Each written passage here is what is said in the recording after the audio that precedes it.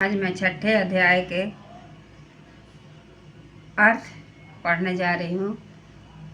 कृपया आप लोग ध्यानपूर्वक इसे सुनेंगे और मेरा सपोर्ट करेंगे।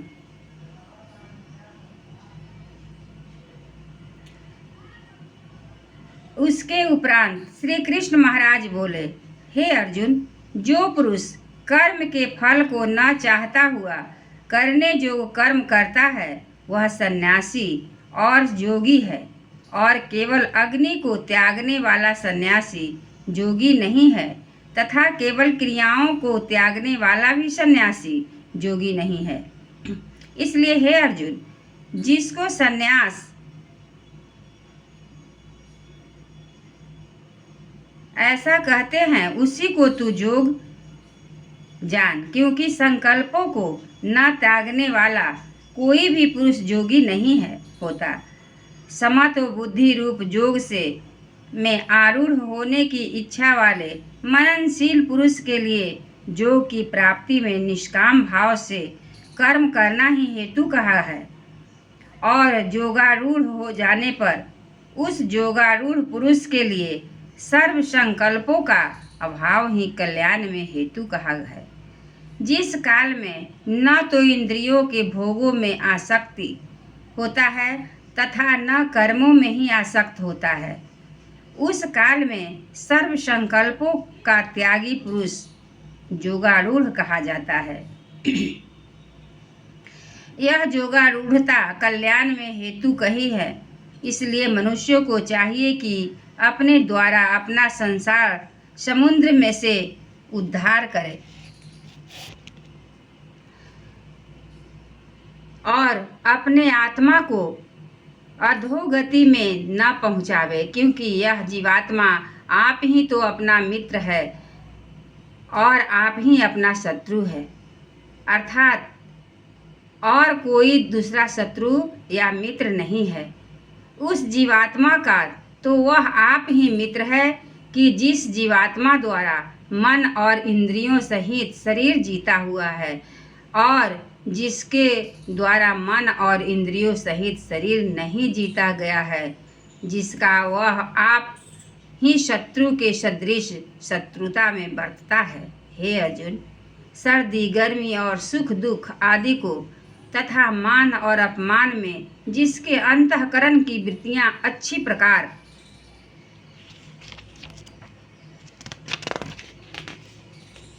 शांत है अर्थात विकार रहित है, ऐसे स्वाधीन आत्मा वाले पुरुष के ज्ञान में सच्चिदानंद घन परमात्मा सम्यक प्रकार से स्थित है, अर्थात उसके ज्ञान परमात्मा के सिवाय अन्य कुछ है ही नहीं। ज्ञान विज्ञान से तृप्त है, अंतःकरण जिसका तथा विकार रहित है, स्थिति जिसकी और अच्छी प्रकार जीती हुई है, इंद्रियां जिसकी तथा समान है मिट्टी पत्थर और सुवर्ण जिसके, वह योगी युक्त अर्थात भगवत की प्राप्ति वाला है। ऐसे कहा जाता है, जो पुरुष सुहृदय मित्र बैरी उदासीन मध्यस्थ द्वेषी और बंधुगण में तथा धर्मात्मा में और पापियों में भी समान भाव वाला है, वह अति श्रेष्ठ है। इसलिए सुउचित है कि जिसका मन और इंद्रियां सहित शरीर जीता हुआ है, ऐसा वासना रहित और संग्रह रहित योगी अकेला ही एकांत स्थान में स्थित हुआ निरंतर आत्मा को परमेश्वर के ध्यान में लगावे। शुद्ध भूमि में कुशा मृगछाला और वस्त्र है, जो ऊपरोपरी जिसके ऐसे अपने आसन को न अति ऊंचा और न अति नीचा स्थित स्थापन करके और उस आसन पर बैठकर तथा मन को एकाग्रचित करके चित्त और इंद्रियों की क्रियाओं को बस में किया हुआ अंतःकरण की शुद्धि के लिए जो का अभ्यास करे, उसकी विधि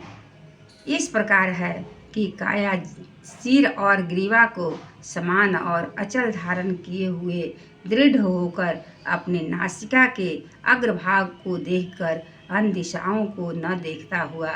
और ब्रह्मचर्य के व्रत में स्थित रहता हुआ भय रहित तथा अच्छी प्रकार शांत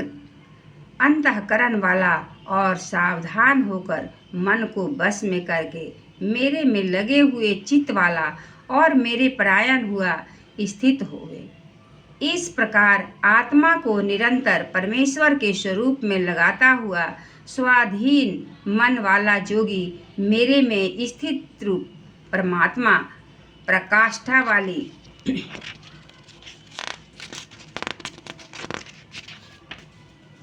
शांत को प्राप्त होता है। परंतु हे अर्जुन, यह योग न तो बहुत खाने वाला को सिद्ध होता है और न बिल्कुल न खाने वाला को, तथा न अति शयन करने वालों के स्वभाव वाले का और न अत्यंत जागने वालों का ही सिद्ध होता है। यह दुखों का नाश करने वाला योग तो यथा योग आहार और विहार करने वाले का तथा कर्मों में यथा योग चेष्टा करने वालों का और यथा योग शयन करने तथा जागने वालों का ही सिद्ध होता है। इस प्रकार योग के अभ्यास से अत्यंत बस में किया हुआ चित्त जिस काल में परमात्मा में ही भली प्रकार स्थित हो जाता है, उस काल में संपूर्ण कामनाओं से स्पृहा रहित हुआ पुरुष योग युक्त ऐसा कहा जाता है। जिस प्रकार वायु रहित स्थान में स्थित दीपक चलायमान नहीं होता है, और वैसे ही उपमा परमात्मा के ध्यान में लगे हुए योगी के जीते हुए चित्त की कही गई है। हे अर्जुन,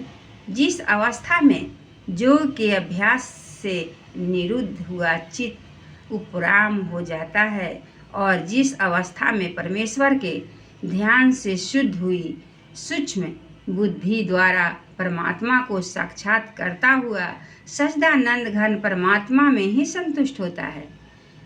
तथा इंद्रियों से अतीत केवल शुद्ध हुई सूक्ष्म बुद्धि द्वारा ग्रहण करने जो अत्यंत आनंद है, उसको जिस अवस्था में अनुभव करता है और जिस अवस्था में स्थित हुआ वह योगी भगवत स्वरूप से नहीं चलायमान होता है और परमेश्वर की प्राप्ति रूप जिस लाभ को प्राप्त होकर उससे अधिक दूसरा कुछ भी लाभ नहीं मानता है और भगवत प्राप्ति रूप जिस अवस्था में स्थित हुआ योगी बड़े भारी दुख से भी चलायमान नहीं होता, जो दुख रूप संसार के संयोग से रहित है तथा जिसका नाम योग है, उसको जानना चाहिए। यह योग न उगताए हुए चित्त से अर्थात तत्पर हुए चित्त से निश्चय पूर्वक करना कर्तव्य है। इसलिए मनुष्य को चाहिए कि संकल्प से उत्पन्न होने वाली संपूर्ण कामनाओं को निःशेषता से अर्थात वासना और आसक्ति रहित त्याग कर और मन के द्वारा इंद्रियों के